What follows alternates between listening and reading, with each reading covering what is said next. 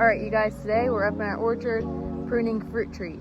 The best time to prune your trees is the end of February, while the trees are still dormant and before they wake up for spring and summer. We have an orchard that consists of over 115 trees on our property, and they're a mixture of plums, peaches, pears, cherries, apples, nectarines, and apricots. All right, so I'm just starting on one side of the tree and working my way around on each limb. So as you can see, I've already done this limb, cut off 1/8 of its new growth, as long as the growth is growing where we want it, and cutting off any limbs that are pointing inward or upward. This increases the amount of oxygen flow through the tree, which decreases the amount of like fungus growth, bacteria growth.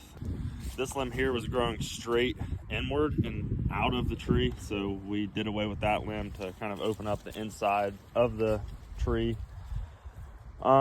So we have these two limbs here, for instance. They're growing right next to each other. So this limb is starving for sunlight because this limb is covering it.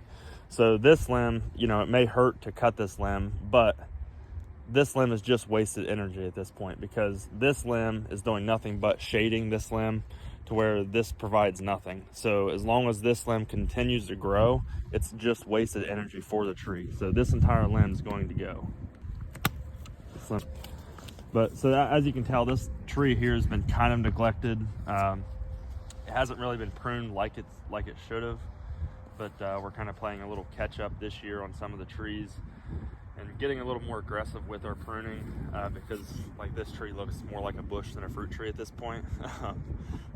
And it hasn't really produced fruit like what we would like to see. So we're kind of getting more aggressive, being meaningful with our pruning and keeping the limbs that will produce fruit and getting rid of the limbs that won't, because this tree is wasting way too much energy on limbs that it doesn't need and provide zero value for fruit production. Between each tree, we wipe down the clippers with white distilled vinegar to help prevent the spread of any fungus or bacteria.